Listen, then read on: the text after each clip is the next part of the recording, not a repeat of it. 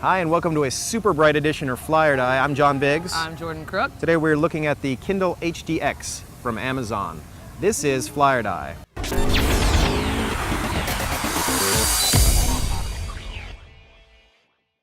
So this is the Kindle Fire HDX. Yep. Brand new Kindle Fire. They do this every year. They pump out a new one. This is the best one they've done. So this thing has a 7-inch HDX display. It has a 2.2 gigahertz Snapdragon 800 processor.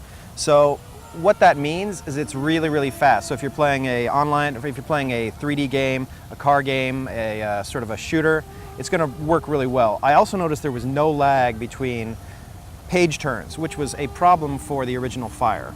It's super small, right? It's very, smaller very thin. Than the rest. So you'll notice it's clad in sort of this black rubber back here, sort of a little plasticky part here. It's all very plasticky, obviously, but it's not cheap plasticky. A tapered style design here on the back.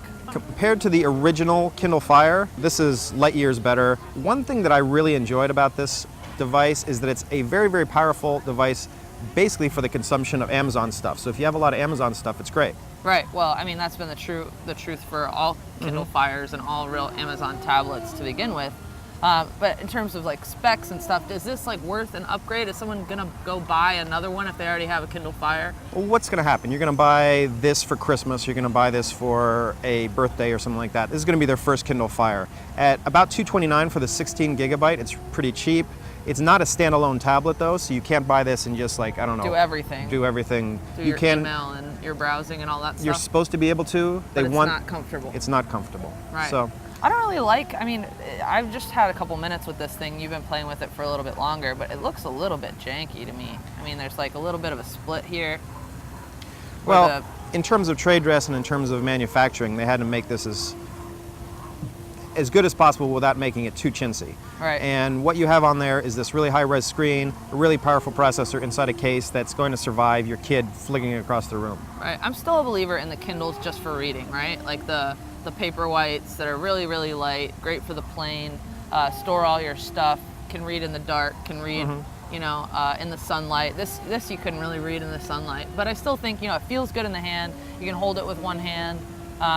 It's a bright display indoors, so yeah. And we tested it out here in this direct sunlight. It's acceptable, I guess. I guess you could take it out to the beach and read it, I suppose. You would struggle, but you would could struggle. do it. You wouldn't have a good time.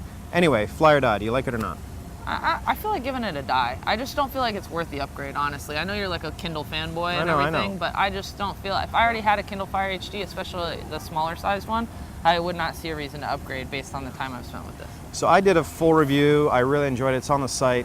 I'm giving this a fly simply because this is sort of like the perfect incarnation of Amazon. This is everything Amazon wants to show to the world. It's a forward-thinking company. It can make hardware, it can make software, it can make services. The Mayday feature is amazing. If your mom ever had a problem or my dad ever had a problem with a Kindle Fire HDX, all they would have to do is press a button on there and some dude pops up and talks to them. So I'm giving it a fly.